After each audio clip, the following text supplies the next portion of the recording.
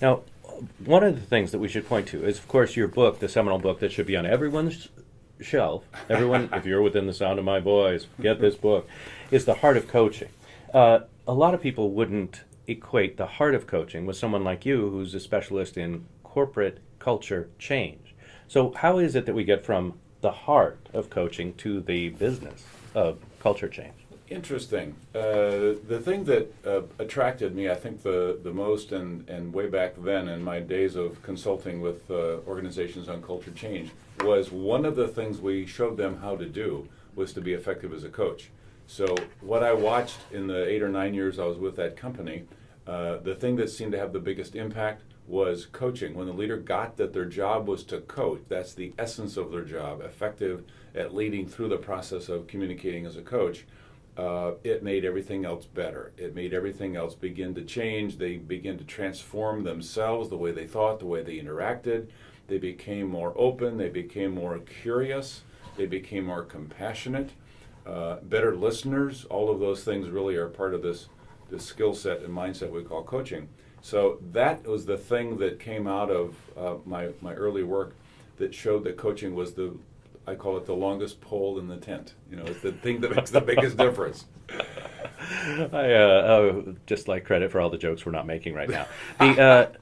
So first of all, let's let people know The Heart of Coaching. It's now in its 4th edition. It's available wherever books are sold. Go to Amazon, which is, I think, where 90% of the people get their books these days. I think they do. Except for a couple of lucky listeners. You are a generous and kind man. Pick 2 numbers between 1 and 10.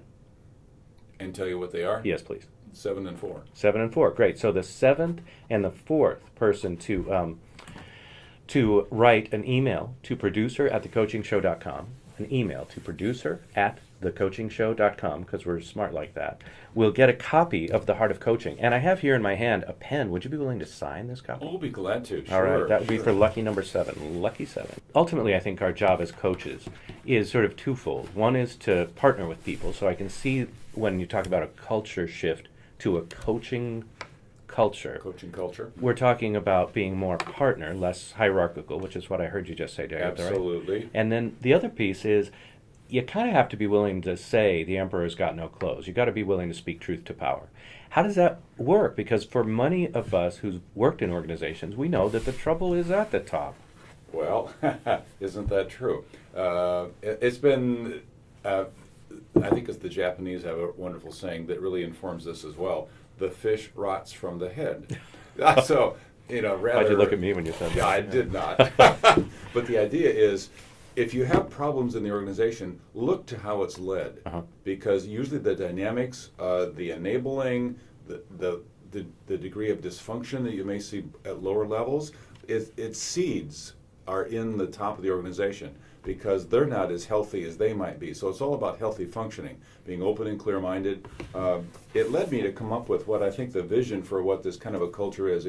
Could I read this? Please. I don't think I have it after all these years memorized. Could I stop you? I'm kidding. Go ahead. You could. So here's how it reads. And it's just 2 sentences long, but it captures the essence of what this kind of a culture could be. And, of course, the implications for leaders is that they go there first. They really master this whole process. So here's the words I've used for the last maybe decade now. All members of the culture courageously engage in candid, respectful coaching conversations with one another, unrestricted by reporting relationships about how they can improve their working relationships and individual and collective work performance. All have learned to value and effectively use feedback as a powerful learning tool to produce higher levels of personal accountability, professional development, high trust working relationships, continually improving job performance, and ever-increasing customer satisfaction. It sounds great, just like Thomas More's Utopia sounded great. So how do we give us some actual real-life experience? Because I'm afraid that hearing that, it really does sound like the impossible dream. Well, the idea is it's aspirational. It's the vision of what we'd like to create. So, right, but you've had some actual success, right? Well, oh yeah. oh yeah, lots of clients. I mean, more clients than ever are looking at the notion of what a coaching culture would be. How do you create one? What's involved in that?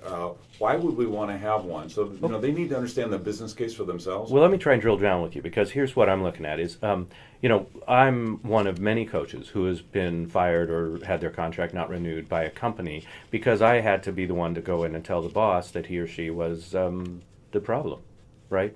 So here we are talking about bringing this beautiful vision, beautifully articulated vision, but I'd love to hear some actual win stories. Have you got something you can give us in a minute or a minute and a half, something that actually occurred? Sure. One of the organizations that I've been working with the last 2 or 3 years is in Michigan. They're a financial institution, and they started with the Heart of Coaching at the senior team, a leader-led process, back in 2010. We worked for an entire year with just the leadership team of 12 people. Wow. Got them on board, had them learn the tools. They began to use them with one another. They could coach one another. They created more openness. They built more trust. They did these intangible, subjective things like trust building, relationship building, getting to know people, having more permission to share more feedback in more honest ways with one another. And it took them a year to really feel like they'd mastered the tools. Then they said, okay, this is great. It's been wonderful for us. Let's take it down and cascade it to the next level down. So mid-level managers, a group of about 31 people, were involved in the second phase of this, if you will. So we cascaded the same toolkit to them. What has happened and continues to happen in all the clients I work with is that if it's a leader-led process, I don't always start at the very top, but that's the best place to start this kind of a transformation, if you will. They model it, they understand what it's all about, and are really effective then in creating followership. So it has to become a do as I do, not do as I say, not as I do.